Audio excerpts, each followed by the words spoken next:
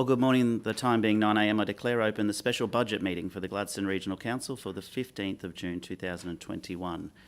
There is no apologies and there is no prior notifications of conflicts of interest for this special budget meeting. So I'll move into the first item on the agenda. And the first item on the agenda is the 2020-21 budget, 2021-2022, budget overview.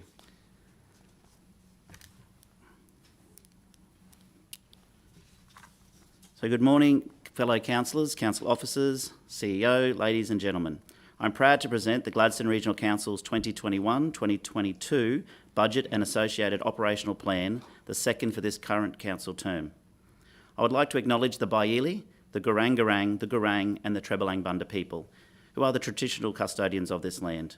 And I also pay my respects to elders past, present and emerging, and extend that respect to Aboriginal and Torres Strait Islander people present or watching via Council's live stream. The theme of this year's budget is collective delivery. It focuses on working collectively to deliver the services our communities need, and it focuses on building community capacity and supporting the economic development and growth of the Gladstone region. The challenges presented to our region and the country throughout the COVID-19 pandemic has required unprecedented response. Council stood up to the challenge and made the strong decision to freeze rates last financial year while continuing to invest in capital projects and services to support our local economy. I'm pleased to say that we delivered not only on our commitment to freeze rates, but also delivered our $65 million capital works program in full. As we look ahead to the 2021-2022 budget, I know Council will again deliver on our commitments. Our recovery from the COVID-19 pandemic has been ongoing and has been spearheaded by a capital spend in necessary community infrastructure to make sure our community is supported by the infrastructure that it needs and supporting our regional economy. This budget looks to continue with that projected capital spend of $73.4 million. The Capital Works Delivery Program of $73.4 million has been supported by both the state and federal governments to the value of $16.7 million. This demonstrates the effectiveness of Council's strategy to seek specific funding for our capital project expenditure so we can continue to improve our region's infrastructure through external funding, not ratepayer dollars. The 2021-2022 capital expenditure of $73.4 million includes $17.3 million on upgrades to wastewater, sewerage infrastructure, $14 million on capital roads projects, $10.8 million on upgrades to water supply infrastructure, $7.4 million on bridge upgrades, renewals and replacements, $4.2 million on capital parks and environmental projects, and $1.6 million on footpaths and cycle upgrades.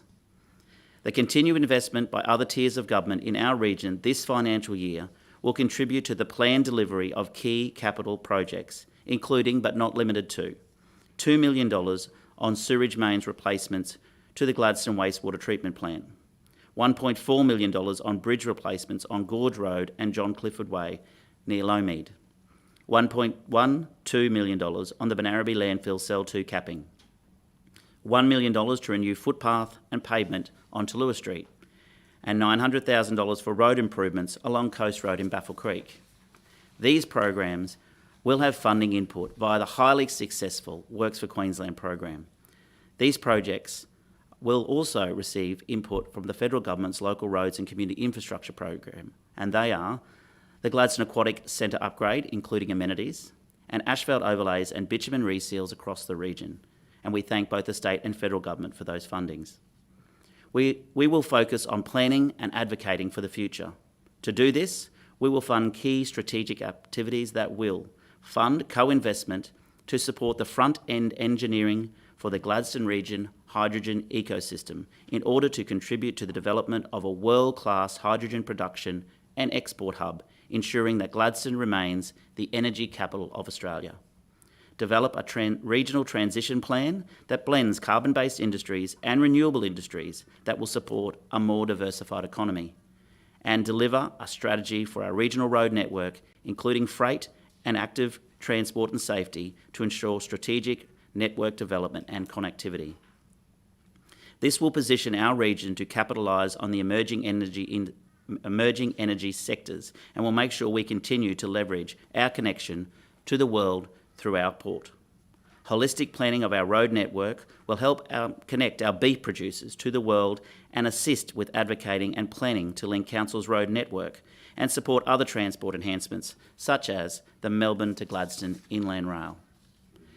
As we continue to embrace our vision to connect, innovate and diversify, funds have been allocated within our strategic projects to continue with 3 other key strategic projects. The design of the Boynton Aquatic Recreation Centre, the Gladstone Coal Exporters Complex at Marley Brown Oval, and the Boyne-Burnett Inland Rail Trail.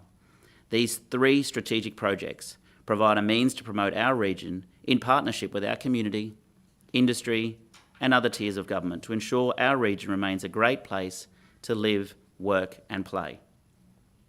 Council has allocated close to $482,000 to continue planning for the Boynton Aquatic Recreation Centre. This project continues to design stage, following the selection of a preferred site on Coronation Drive in Tennant Sands. The detailed design based on the selected site will facilitate decision-making with respect to the facility's components, capital and whole-of-life costs. Council has allocated $300,000 to continue the development of the master plan for the Gladstone Coal Exporters Sports Complex at Marley Brown Oval, while a further $36,000 has been allocated for grandstand improvements. A key component of the master plan is to develop a multi-purpose sports events complex that can be utilised all year round and that has the capacity and the facilities to host national, state and local sporting matches. Funds have also been allocated to progress the design of the Boyne-Burnett Inland Rail Trail, funded through the Department of Transport and Main Roads, and will enable further development of this project in the Boyne Valley. Our focus on the economic development of our region has never been more important and is supported by dedicated, in-house focused resources that are driving our economic recovery group with key partners from throughout the region. They will ensure that all initiatives to support economic recovery are targeted to maximum return. Council has clear economic objectives to facilitate sustainable, financially and environmentally responsible initiatives that will advance economic development in the Gladstone region. We will continue to implement our economic development strategy, collaborating with key businesses and industry leaders to attract and sustain investment in our region. We will continue to invest in improving asset management practices with a strong focus on engaging with stakeholders, building staff capability and identifying opportunities to reduce costs. We are already starting to see the benefits of improved asset management as we move to more proactive maintenance in water and wastewater fields.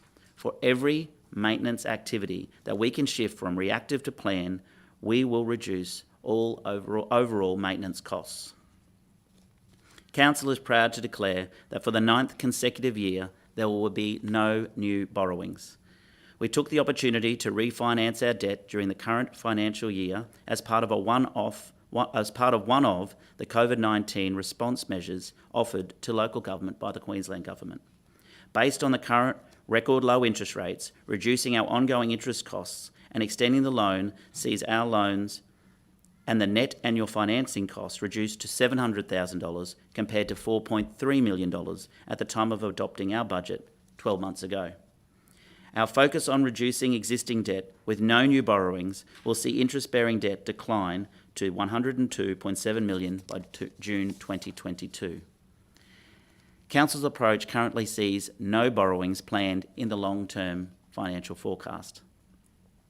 As our region rebounds from the measures taken during the COVID-19 pandemic, including a rates freeze last year and covering the costs of CPI, I'm pleased to announce that the general rate for the average ratepayer for the 2021-2022 year will only increase in line with the Consumer Price Index of 1.7%. While the total general revenue for all categories will increase in line with CPI, as will the average general residential rate, the impact on each ratepayer will be different depending on their October 2020 valuation movement issued in March this year. With valuation pockets varying between suburbs and towns, the impacts on valuation movements will continue to be buffered by the rate increase cap of 10% for residential purposes. While there will be an increase of varying magnitudes of up to 10% for most ratepayers, more than 6,300 properties will receive a rate decrease. To ensure our pensioners continue to be independent and live in their own home, we will continue to offer eligible pensioners a remission of up to 50% of the general rate, with the maximum assistance increasing to $310 per annum, up from $300 last year. This is in addition to the Queensland Government Pensioner Concession, which provides a $200 maximum rebate. To ensure the continued delivery of reliable services to the community, it has been necessary to increase service charges by 4.9% per annum. Water and waste and sewerage charges differ across the various schemes. Lake Awonga, Boyne Island, Tannum Sands, Gladstone and Calliope, Agnes Water, 1770 and Miriam Valbaroran. Council underlying waste service costs, excluding recycling, has also increased in line with CPI. The associated costs of disposal, waste disposal, transfer station operations and recycling components have had significant cost pressures applied during the past financial years, which have been exacerbated by the destruction of the Rockhampton Regional and Recycling Waste Facility. This requires alternative measures to be put in place to ensure our recycling is appropriately treated. While Council adopted a 3-year price path in its 2019-2020 budget for the recovery of waste costs, the second year of the price path and implementation was deferred as part of our commitment to freezing rates last year. This year it has been necessary to continue the implementation of the price path to ensure that our region's waste needs are appropriately catered for. The refuse charges across the region for 2021-2022 will be $382.90, or $7.36 per week for a standard 240 litre weekly waste service and a 240 litre fortnightly recycling service. This charge applies to all premises receiving a domestic waste and recycling service. Sewerage services across the region for domestic services were increased by 2% in 2021-2022 to ensure our sewerage networks continue to be maintained and improved. And as I previously mentioned, these charges will differ depending on what sewerage scheme residents fall under.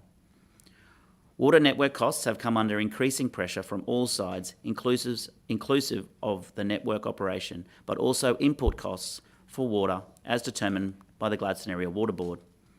Council's network costs have increased primarily due to the escalating replacement costs of current infrastructure, and as such, it has been necessary to increase the network access costs for water by 5% this financial year. The input costs for water from Gladstone Area Water Board increased by 16%, effective on the 1st of July 2020. As a result, Council made a separate decision to amend its 2020-2021 budget resolution to reflect this. The expected increase in the 2021-2022 is in line with CPI and will see Lake Awonga Water Scheme users pay $2.17 per kilolitre for all water consumed. Our overall focus for the 2021-2022 budget and operational plan is to ensure the continued recovery of our region from the disruption caused by the ongoing COVID-19 pandemic. This budget is focused on resetting our baseline and ensuring that we are delivering the services and infrastructure that our community needs in a responsible and cost-effective manner. Council continues to focus on building and maintaining our capital assets to support the standard of living in the Gladstone region and seeking opportunities to partner with community, industry and other tiers of government to ensure that our region remains a great place, as I said, to work, live and play. Council has a clear economic objectives to facilitate sustainable, financially and environmentally responsible initiatives that will advance the economic development in the Gladstone region for the community. We will continue to invest in improving asset management practices with a strong focus on engaging with stakeholders, building staff capability and identifying opportunities to reduce our cost to serve. And finally, I would like to congratulate all who helped prepare these vital planning documents, which set out the work Council plans to deliver over the coming financial year. I am confident that our budget will renew, rebuild and maintain our cost-effective delivery of service to our region while navigating way beyond the impacts of COVID-19. I look forward to working with my fellow councillors, council officers, to serve the Gladstone region community in 2021, and I commend this budget to you all. Thank you.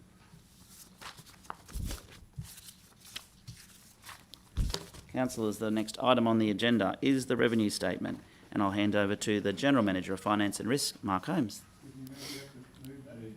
Oh, I probably should move my budget. You should be moving that, I think. Thank you. I did commend. Sorry, I do need to do that. I've got my glasses on. I'll take them off now. Thank you, Councillor Hanson. I'll move that, and I'll look for a seconder, please. Thank you, Councillor Goodluck. I'll put the motion. That motion be all in favour. Thank you. The motion is carried. Sorry. I'll hand back over to you now, Mark, for the revenue statement, S1.2. Morning, Mayor and Councillors. The first of a number of items today is a revenue statement. It's required to support the budget that has been put before you today. So the revenue statement sets out the method by which councils will collect its revenue to support its budget, its rating categories and its approach to those in terms of not only the setting of rates but also the recovery of rates through debt collection practices and the like. You'll see within the report there has been some minor changes to that revenue statement, recognising some needs to update some definitions in a number of areas, and also updating to recognise the removal, particularly of some of those initiatives that were put in place to support the COVID-19 concession. So commend that report for your consideration. Thank you, Mark. Questions to the General Manager, please. I'm happy to move the motion. Thank you. Moved Councillor Hanson, seconded Councillor Cameron. No further discussion. I'll put the motion. All in favour? Thank you. It's carried. Next item on the agenda is S1.3, which is a long-term financial forecast, and I hand back to you, Mark. So one of the other items required with the budget is your long-term financial forecast, which sets out a document which projects your financial performance over the next 10 years based on a number of inputs with that. The financial forecast looks at continuing the price path with respect to water and sewage and also waste charges, but also looks at keeping general rate increases in line with CPI. It provides that and looks at a return to a surplus position from the 22-23 budget based on forward estimates as currently, to the best of our knowledge, will enable that recovery. So this is obviously based on information coming forward from a number of departments in terms of external factors from state government, and we believe that that's achievable for 22-23, but commend that for you. Pleased and proud to move the officer's recommendation, Mr Mayor. Thank you, Councillor Churchill. Seconded Councillor Branthwaite. I'll put the motion. All in favour? And it's carried. We'll move to the next item on the agenda, which is S1.4, the debt policy. Thank you, Mark. So your debt policy sets out for you the principles by which you may essentially will borrow money and support the delivery of your capital program, and if necessary support your operations. There is no borrowings, even if you don't have borrowings, which we don't have forecast for this year, you are required to adopt a debt policy. So whilst we still have borrowings and we have refinanced in line with the COVID-19 recovery package that was offered through the state, this sets out the principles by which we could borrow if needed, and flags the ability there to enter into overdraft and working capital facilities if required to fund capital programs down the track. So it sets the principles by which we will borrow going forward. There's no significant change there, but does include the updated figures and also the reference there with respect to the refinancing. Thank you, Mark. Can I have a mover, please? Thank you, Councillor O'Grady. Seconder, Councillor Hanson. Put the motion. All in favour? That's carried. Thank you. The next item on the agenda is the projected financial statements for the end of 30th of June 2022. Thank you, Mark. So your projected financial statements is essentially your budget. It essentially is the document by which we manage against in terms of comparing our financial performance. So this series of financial statements set out not only your income statement, so your profit and loss position, but also looks at our overall balance sheet and cash flows for the year based on all the inputs that have gone into adopting the budget. You'll see the net result there is from an operating perspective, a minor operating deficit, which is a big recovery from the previous financial year. Thank you, Mark. Can I have a mover, please? Move Councillor Goodluck, seconded Councillor Cameron. All in favour? The motion is carried. The next item on the agenda is, there's a few on this one, is rate Yep. repayments and periods and discounts. Back to you, Mark. Yep, so we'll now get into some of the specific rating resolutions that you're required to make, and this one requires the making of separate resolutions for each of those numbered points within there, so 1 through to 4. So this is with respect to setting out the types of rates you will be entering into, also setting out what you will and will not charge discount with respect of, what also the actual due dates will be with respect to those. It also sets out the overdue interest and how that will be applied as well. So it breaks it into those four components for your consideration. Thank you, Mark. These require, as I said, 4 motions. So number 1, can I have a mover for that, please? Mr Mayor, happy to move number 1. 1. Move Councillor Hanson, seconded by Councillor Branthwaite. Thank you. Put the motion. All in favour? That is carried. Item 2, please. Move Councillor Trevor, seconded Councillor Churchill. Put the motion. All in favour, please. Thank you. That's carried. Move it for item 3. Move Councillor Goodluck, seconded Councillor Trevor. Put the motion. All in favour. It is carried. Thank you. And item 4. Move it, please. Move Councillor O'Grady and seconded Councillor Branthwaite. Thank you. I put the motion. All in favour. Carried. Thank you, councillors. We've dealt with that item. We'll now move to the next item, which is S1.7, which is differential general rates. And I'll hand back to you, Mark. Thank you. Item 1.7 is your differential general rates, and it sets for each of your 24 rating categories the basis on which we will be levying that rate for this upcoming financial year. It sets the basis for the differentiation between land use, sets the minimum rate, the rate in the dollar, and where there is capping to be applied, whether the rate to which that will apply. So we have some rate capping of both 10% and 15% for business and commercial. Thank you, Mark. Can I have a mover for that motion, please? Thank you, Councillor Cameron. Seconded Councillor Hanson. Put the motion. All in favour? It's carried.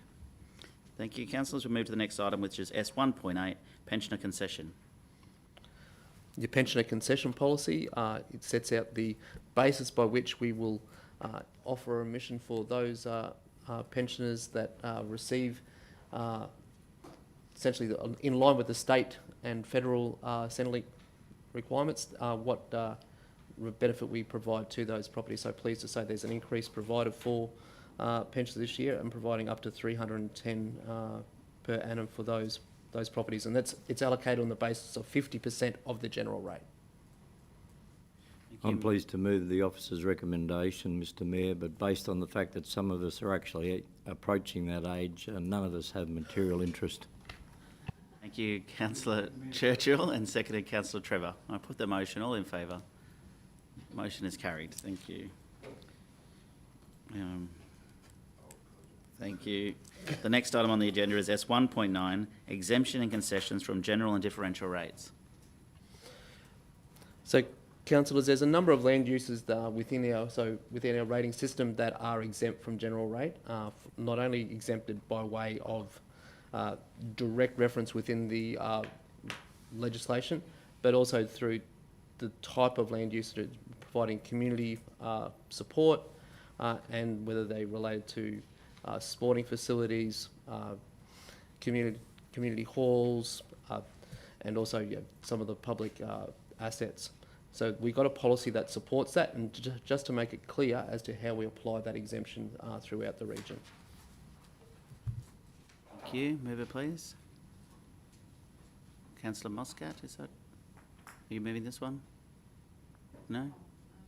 Councillor Trevor. Seconder, please. Councillor Cameron. Put the motion. All in favour? Carried. Next item is the financial hardship concession. Thank you. In order for us to provide a concession, we must have a policy that supports that. So we do have a rating financial hardship policy that offers to residents who may be experiencing financial hardship the ability to enter into arrangements and work with our revenue team into entering into arrangements to support the repayment of their rates, and in a manner that works to the benefit of both the ratepayer and council. So this is a policy that guides the application of that, and in line with the extension of the policy to include, previously it was residential, was extended last year to include business and commercial. That extension has remained for this year.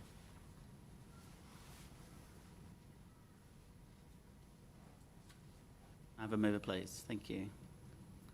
I'd like to, Councillor Muscat, would you like to move this one?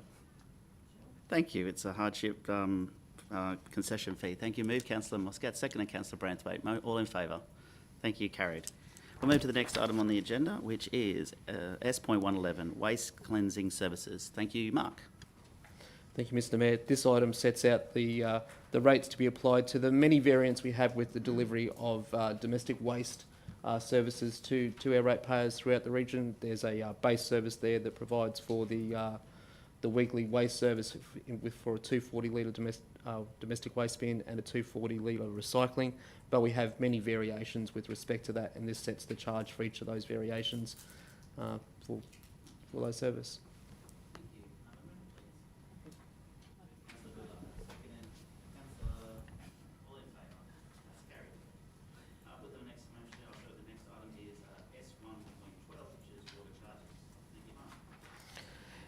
In line with our revenue statement, we have a two-part tariff and two-part approach with respect to our water charges. So we have a water access charge, water availability charge, which is split out there for each of the four schemes, and it was also differentiated on the basis of size of that connection. So that is set out there in point 1 in your resolution. And point 2 of that resolution sets the consumption charge that is to apply for each of the different schemes that we provide for. Thank you, Mark. Any questions? Thank you, Councillor Churchill. Yeah, thank you, Mayor Matt. You made reference, and I congratulate you on your Mayor's budget speech, but you made reference in there in relation to the price increase from Gladstone Area Water Board, and whilst I support the recommendation, could I just simply ask one question? And I live in a world, we all do, expect the unexpected. Is it likely or is it anticipated that we may get an unexpected increase in price for water during this next financial year, 2022? Excuse me. We've had a lot of discussion about what had occurred, and I'm just simply asking the question in an open forum. Could we expect or not expect an increase during this next financial year of the price of water? I don't expect a significant change from what's provided before you there, Councillor. The price reset that came down effective 1 July 2020 happened in line with our budget and in line with the pandemic, and probably was a number of unprecedented scenarios that collided for where we landed with the setting of the prices for water, essentially in two parts last year. So we're not with this year. We're expecting in line with the principles that have been set by QCA that it will only be a CPI increase, and that's what's being provided for within the budget. Okay, thank you. Yeah, I'm prepared to support the officer's recommendation. Thanks, Mayor Matt. Thank you. Move Councillor O'Grady, seconded by... Sorry, was it already moved? Sorry, who was the second? I said based on that response, I'm prepared to move the recommendation if you'll accept it. Absolutely. Move Councillor Churchill, second, and Councillor O'Grady. I put the motion. All in favour? That is carried. Thank you. The next item is S1.13, which is sewage and wastewater charges. Thank you, Mark. Thank you, Mr. Mayor. Council runs a number of sewage and wastewater schemes, both domestic and industrial, and this series of resolutions sets out the basis for the collection of revenue to support those activities. Sets it out for both the combined domestic and commercial and industrial schemes within the Gladstone, Boynton, Calliope and Agnes schemes, but also sets out the basis for collection of the revenue to support our industrial sewer schemes on Yarwun and also the Curtis Island Sewerage Scheme. Thank you, Mark. Can I have a mover, please? Move Councillor Goodluck. Second, Councillor Cameron. Thank you. Put the motion. All in favour? Carried. Thank you, councillors. The next item is the concealed water leak concession, which is S1.14. Thank you, Mark. Similarly to our pensioner concession and our rate hardship concession, if for every concession we provide, we need to have a policy that supports that. This is a policy that provides for providing that relief to customers who unfortunately may experience a unknown water leak, and how we can assist them in defraying the costs associated with that water leak. Thank you, Councillor Hanson. Mover. Move. Can I have a seconder? Councillor Muscat, would you like to second the motion? Thank you. Seconded Councillor Muscat. I put the motion. All in favour? That's carried. We move to the next item on the agenda, which is S1.15, special charges. Thank you, Mark. Council has facilitated the provision of infrastructure in a number of areas through what's called special rate and special charge agreements. There is the Curtis Island Sewerage Scheme, and there's also recently the body corporate upgrades in Gundoon Street for the Gladstone City Body Corporate. This resolution provides separately for the recovery of those rates in accordance with those agreements. Can I have a mover, please? Move Councillor O'Grady. Seconded Councillor Branthwaite. Put the motion. All in favour? That's carried. Thank you, councillors. The next item is S1.16, fees and charges for the 2021-2022 financial year. Thanks, Mark. So whilst we collect 80% of our revenue through rates, the balance of our activities do come through our fees and charges, and this sets the head of power for the levying of the various fees and charges for the casual use of our facilities and the provision number of services across the region. And this supports the levying of those for the 21-22 financial year. Thank you, Mark. Mover, please. Move Councillor Goodluck, seconded Councillor Churchill. Put the motion. All in favour? It's carried. Thank you, councillors. And the final item on the agenda is the operational plan and budget adoption. Thank you, Mark. So council, given that we've done a number of procedural resolutions, this is to provide that without doubt resolution to capture that we, as part of your budget, you are considering both the operational plan that supports and guides the activity of the budget, and also understanding what the outcomes there of the number of different items, being our financial statements, our revenue statements, our revenue policies, and all the supporting information therein.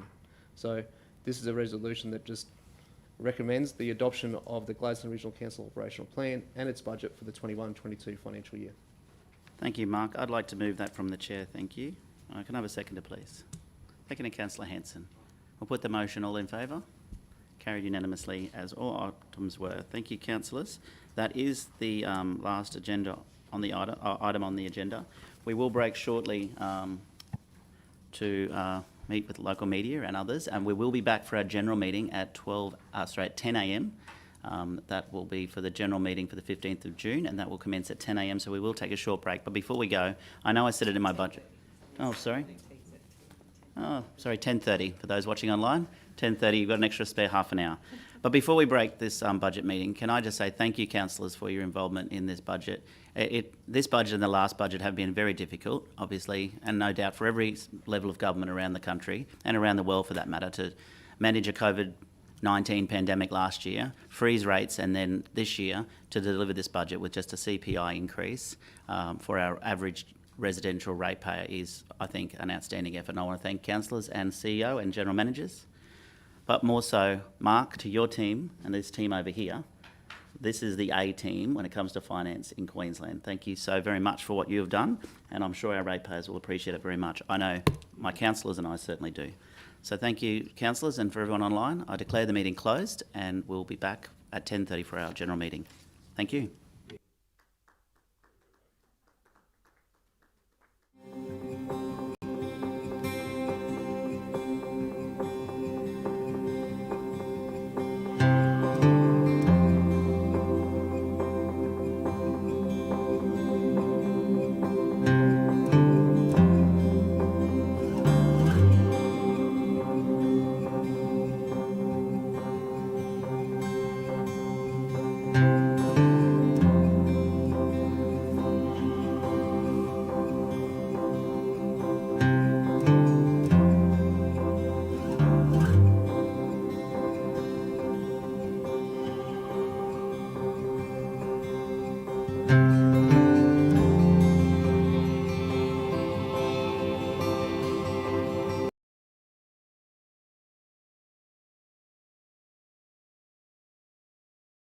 Well, I'm here with James Bentley. He's the manager of Gladstone Regional Council's Revenue Services, and we're going to answer a few questions that the local community have regarding rates. So, James, thanks for being here this Pleasure afternoon. to be here, Matt. First one is general rates versus service charges. James, can you explain to the ratepayers or local community the difference between general rates and service charges? Sure, Matt. Service charges are the charges we pay when we use a service, and the three services that come to mind are waste, sewer and water. So what a service charge is our contribution towards the provision of those services in our local community. So if I have access to waste, water and sewer, I'm expected to make a contribution to those services.